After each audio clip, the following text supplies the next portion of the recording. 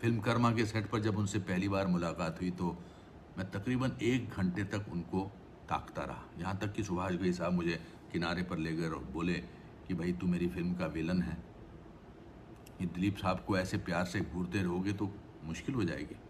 साहब के जाने से सिनेमा और अभिनय की दुनिया में एक युग की, एक सदी की समाप्ति हो गई। बल्कि मैं तो ये कहूँगा कि अभिनय सम्राट के निधन से शायद देश का अभिनय अनाथ हो गया।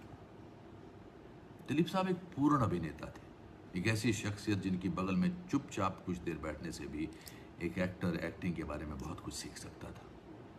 उनकी फिल्में देखकर, उनकी एक्टिंग देखकर हिंदुस्तान का हर कलाकार, छोटे से छोटा और बड़े से बड़ा सुपरस्टार, एक्टिंग के बारे में बहुत कुछ जान पाया।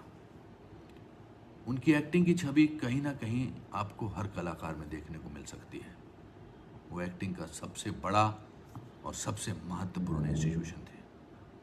उनके जैसा पूर्ण कलाकार न कभी आया है, न कभी आएगा और न कभी आया था।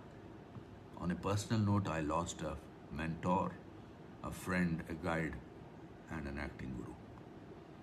मैंने स्कूल से भागकर पहली फिल्म जो देखी थी वो गोपी थी, और मुझे याद है कि टिकट खरीदने के चक्कर में भीड़ में अपनी नाक भी तोड़वा ली थी, लेकिन मजाल है खून बहता रहा। लेकिन तब भी मैंने फिल्म अंत तक देखी। मैंने मधुमती तकरीबन 18 बार और राम और शाम 40 बार देखी है।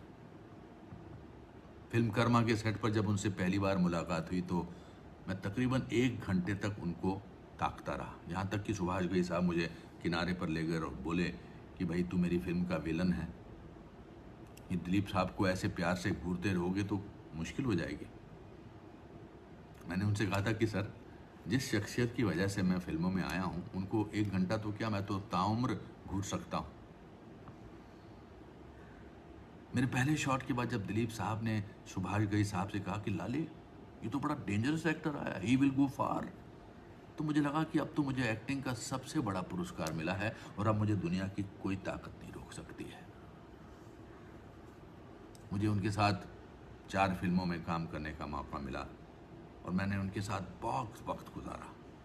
मैं उनसे इतने सवाल करता था, दिलीप साहब अपनी उस फिल्म में कैसे एक्टिंग की, उसमें कैसे हंसाया, उसमें कैसे रुलाया, कि एक दिन वो हंसकर बोले और शायद तंग आकर भी, या तू बंदा है या बंदर। दिलीप साहब, आज आप शारीरिक रूप से हमसे दूर चले गए हैं, पर आप तो हिंदुस्तानी फिल्म जगत की आत्मा, और आत्मा अमर होती है। आने वाली सदियों में जब भी भारत का कोई भी कलाकार एक डायलॉग बोलेगा या एक्टिंग का एक भी एक्सप्रेशन देगा तो हमें उसकी एक्टिंग में आपकी झलक जरूर नजर आएगी। मेरे नाटक कुछ भी हो सकता है में, जिसका पहला शो 2005 में दिलीप साहब देखने आए थे, उसमें एक लाइन है उनके बारे में, दिलीप साहब जैसी सूफियाना शख्सियत ऊपर वाला इस दुनिया को बहुत कंजूसी से बख्शता है। हम सब आपके मुरीद हैं। अलविदा और शुक्रिया दिलीप साहब। And Saira ji, a warm and affectionate hug to you. Nation is with you in this grief and in your sense of loss. सुहाना सफर और ये मौसम हंसी, हमें डर है हम खो न जाए कहीं। हो हो हो हो हो हो हो।